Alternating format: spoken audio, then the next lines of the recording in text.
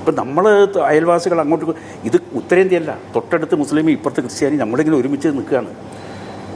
പെരുന്നാൾ വരുമ്പോഴും ഓണം വരുമ്പോഴും പിന്നെ ക്രിസ്മസ് വരുമ്പോഴും ഒക്കെ ഭക്ഷണ സാധനങ്ങളൊക്കെ അങ്ങോട്ടും ഇങ്ങോട്ടും കൈമാറുകയും സ്നേഹിക്കുകയും ചെയ്യുന്ന ഒരു സമൂഹമാണ് നമ്മുടെ കേരള സമൂഹം. ആ കേരള സമൂഹത്തിൻ്റെ വ്യവസ്ഥ, ആ സുന്ദരമായ വ്യവസ്ഥ, അതിന് പോറലേൽപ്പിക്കുന്ന ഏത് സിദ്ധാന്തം ആര് കൊണ്ടുവന്നവർ പരാജയപ്പെടുകയേ ഉള്ളൂ. മുസ്ലിം വിരുദ്ധത നമ്മുടെ നാട്ടിലെ സൗഹാർദ്ദത്തിന് തകരാറുണ്ടാക്കും എന്നുള്ളതല്ലാതെ പ്രത്യേകിച്ചൊരു പ്രയോജനം ചെയ്യാൻ വേണ്ടി പോകുന്നില്ല. മനുഷ്യൻ ഒരുമിച്ചിരിക്കേണ്ട, എനിക്ക് നന്നായിട്ടറിയാം പ്രമോദ്, ഞാനൊരു കാര്യം ഈ സന്ദർഭത്തിൽ പറയാൻ ആഗ്രഹിക്കുകയാണ്. മലപ്പുറം ജില്ലാ വിരുദ്ധ സമരത്തിൽ പങ്കെടുത്ത് ഈ കണ്ണൂർ ജയിലിൽ ശിക്ഷിക്കപ്പെട്ട് കിടന്ന ഒരാളാണ് ഞാൻ. എനിക്ക് തോന്നുന്നത് ഇന്ന് ഇപ്പം BJPയുടെ ഈ പ്രവർത്തന രംഗത്ത് വളരെ ചുരുങ്ങിയ ആളേ ഉണ്ടാവും. പക്ഷെ ഇന്നെനിക്കറിയാം ഇത്രയും സ്നേഹിച്ച ചങ്ക് പറിച്ചു കൊടുക്കാൻ കഴിയുന്ന ആളുകൾ മലപ്പുറം ജില്ലയിലാണ്. ഇത് എനിക്ക് അനുഭവമുള്ളതാണ്. ഇത് നമ്മളെന്തെങ്കിലും ഒരു കെട്ടിച്ചമച്ച് പറയേണ്ട കാര്യമില്ല.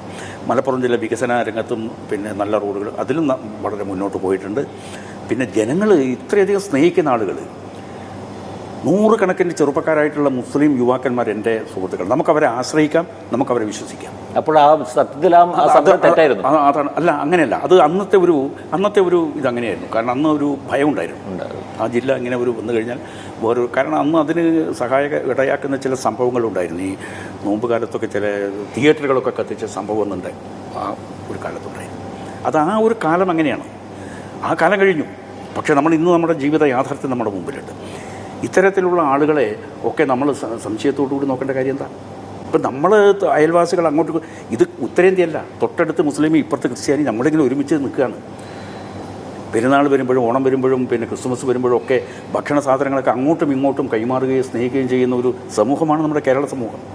ആ കേരള സമൂഹത്തിൻ്റെ വ്യവസ്ഥ, ആ സുന്ദരമായ വ്യവസ്ഥ, അതിന് പോറലേൽപ്പിക്കുന്ന ഏത് സിദ്ധാന്തം ആര് കൊണ്ടുവന്നവർ പരാജയപ്പെടുകയേ ഉള്ളൂ.